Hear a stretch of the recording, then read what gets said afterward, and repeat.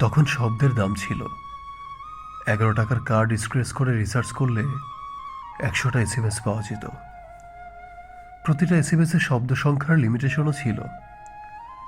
কথা বলতে বলতে ফুরিয়ে গেলেও অনলাইনে রিসার্চ করার সুযোগ হতো না।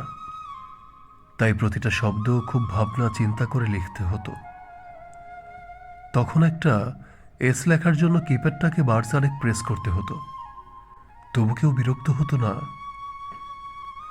এসএমএস বড় হয়ে গেলে তাকে কেটে কুটে ছোট করে পাঠাতে হতো। তখন গ্রিন টিক নিয়ে ঝামেলা হতো না।